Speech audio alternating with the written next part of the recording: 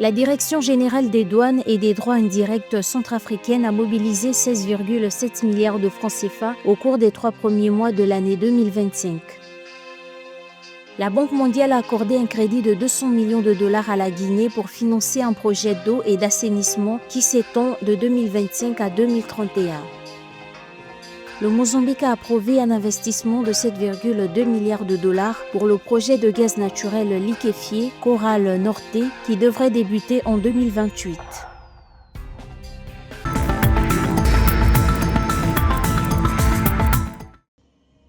Le 5 avril 2025, la Direction générale des douanes et des droits indirects centrafricaine a présenté ses performances du premier trimestre 2025. Selon la direction, l'administration douanière a mobilisé 16,7 milliards de francs CFA au cours des 3 premiers mois de l'année 2025, ce qui représente un taux de réalisation de 101,21% par rapport à l'objectif trimestriel de 16,5 milliards de francs CFA.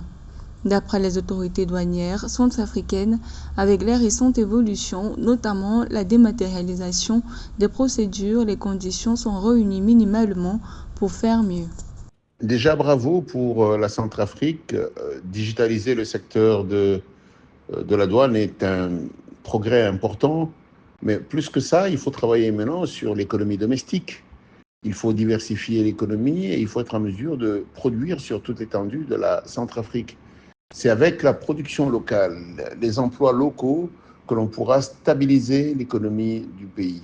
Pour pouvoir optimiser la collecte des recettes douanières pour l'exercice 2025, les autorités douanières centrafricaines ont également mis fin à la pratique des doubles exonérations dont bénéficiaient certains titulaires de marchés publics en tout taxe. Cette réforme de la douane centrafricaine s'accompagne des défis logistiques et organisationnels importants selon des experts. Lorsque vous regardez la Banque mondiale ou le Fonds monétaire international, il y a un critère important qu'ils regardent lorsqu'ils veulent prêter de l'argent à un pays, c'est sa capacité à exporter. Parce que c'est comme ça que le pays va générer des devises qui vont permettre que le service de la dette soit respecté. Il est donc important pour la Centrafrique de pouvoir se doter d'un mécanisme de financement interne qui puisse être en mesure de réellement développer l'économie.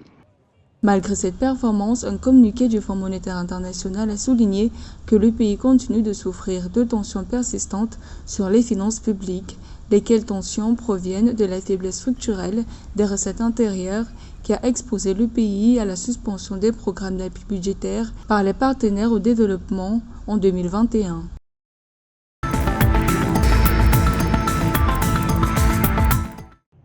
Pour le lancement du projet d'eau et d'assainissement de Guinée, la Banque mondiale a approuvé un crédit de 200 millions de dollars à ce pays. Ce projet, qui s'étend de 2025 à 2031, vise à améliorer l'accès aux services d'eau potable dans l'agglomération de Conakry, renforcer la gestion des services d'eau et d'assainissement et de soutenir la construction d'infrastructures essentielles dans ces secteurs cruciaux pour la santé publique. En plus du crédit de 200 millions de dollars octroyé, le projet bénéficie de cofinancements importants. Le gouvernement guinéen apportera un fonds de contrepartie de 15 millions de dollars, tandis que la Banque européenne d'investissement contribuera avec un prêt de 245 millions de dollars.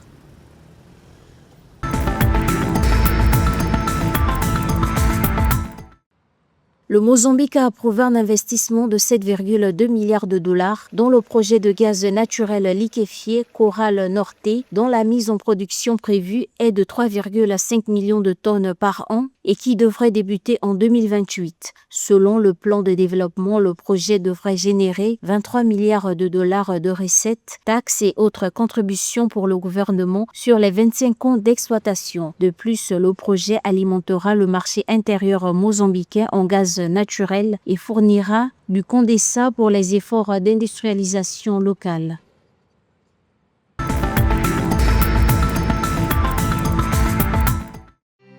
L'Égypte et la France ont scellé le 8 avril 2025 un accord de 7 milliards d'euros pour un complexe d'hydrogène vert pour la création d'un complexe intégré de production d'ammoniac et d'hydrogène vert. Le ministère égyptien du Commerce et de l'Industrie a donné l'information. Ce projet, qui se déroulera en 3 phases, vise à produire à terme 1 million de tonnes d'ammoniac vert par an. La première phase, qui devrait démarrer en 2029, permettra de produire 300 000 tonnes par an et représentera un investissement direct de 2 milliards d'euros selon le communiqué.